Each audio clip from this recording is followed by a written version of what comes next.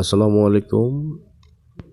প্রধানমন্ত্রী শিক্ষা সহায়তা ট্রাস্টের আওতাধীন সমুন্নত উপবৃত্তি কর্মসূচির ষষ্ঠ থেকে দ্বাদশ শ্রেণীর ও সমমান উপবৃত্তিপ্রাপ্ত শিক্ষার্থীদের অনলাইন হিসাব যে নগদ অ্যাকাউন্ট ব্যতীত অন্যান্য মোবাইল ব্যাংকিং অ্যাকাউন্টসমূহ নগদে রূপান্তর করার সময় বৃদ্ধিকরণ প্রসঙ্গে, অর্থাৎ মোবাইল ব্যাংকিংয়ে আপনারা জানেন যে নগদ ব্যতীত অন্যান্য যে বিকাশ, উপায়, শিওর ক্যাশ, এম ক্যাশ এগুলোর মাধ্যমে যে আগে উপবৃত্তির টাকা আসতো, এখন সরকার এখানে একটা চিঠি দিছে যারা উপবৃত্তি প্রাপ্ত তারা অবশ্যই মোবাইল ব্যাংকিংয়ে অবশ্যই নগদ ব্যতীত অন্যান্য যে মোবাইল ব্যাংকিংগুলো আছে সেগুলো চলবে না, সেগুলোকে অবশ্যই নগদে রূপান্তরিত করতে হবে এবং নগদ যদি অ্যাকাউন্ট না থাকে তাহলে তারা উপবৃত্তি তাদের অ্যাকাউন্টে আসবে না টাকা। পরবর্তীতে এই সময়টা বর্ধিত করে দিয়েছে, কারণ সার্ভার জটিলতার কারণে এই সমস্যাটি হয়েছে। পরবর্তীতে সমন্বিত উপবৃত্তি যে প্রধানমন্ত্রী শিক্ষা সহায়তা যে ট্রাস্ট আছে সেই ট্রাস্ট মূলত আবেদনটা নিয়ে থাকে।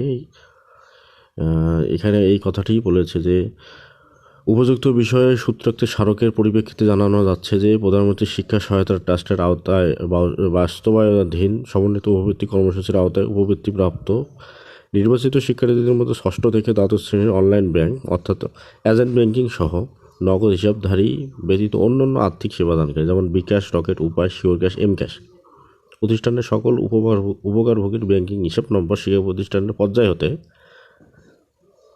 অর্থাৎ HSP ও MIS সফটওয়্যারে নগদ রূপান্তর করার সময়সীমা 29/4/2024 তারিখ নির্ধারিত ছিল।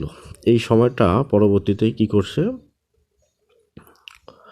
বৃদ্ধি করে এই সময়টা সার্বিক অবস্থা বিবেচনায় শিক্ষা প্রতিষ্ঠান পর্যায় হতে উপবৃত্তিপ্রাপ্ত শিক্ষার্থীদের তথ্য আপডেট করার সময়সীমা আগামী 9/5 অর্থাৎ 9 মে পর্যন্ত বৃদ্ধি করেছে।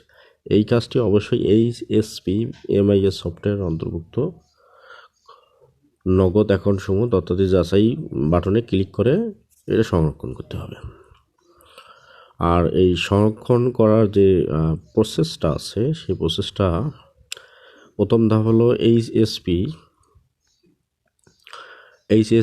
MIS ড্যাশবোর্ডে যাইতে হবে, সেখান থেকে উপবৃত্তিপ্রাপ্ত শিক্ষার্থী ক্লিক করতে হবে। দ্বিতীয় ধাপ মোবাইল ব্যাংকিংয়ের তথ্য আপডেট, এখানে অপশনে তথ্য ক্লিক করে সেখানে যে সকল উপকারভোগী শিক্ষার্থীর তথ্য পাওয়া যাবে তাদের তথ্য সংগ্রহ করতে হবে। অর্থাৎ এখানে যাদের নগদ ব্যতীত অন্যান্য মোবাইল ব্যাংকিং সিস্টেম আছে তাদের তথ্যটা অটোমেটিক্যালি আসবে। এরপরে সম্পাদনাতে অর্থাৎ এডিটিং অপশনে ক্লিক করতে হবে, এরপরে এখানে নম্বরগুলো যুক্ত করতে হবে। যাই হোক, এখানে স্টেপ বাই স্টেপ এই কাজটা কীভাবে করতে হবে সুন্দর করে দেওয়া আছে। খুব ভালো একটা খবর, যারা খুব ভোগান্তিতে ছিলে তারা আশা করি আর এই ভোগান্তিতে থাকবে না।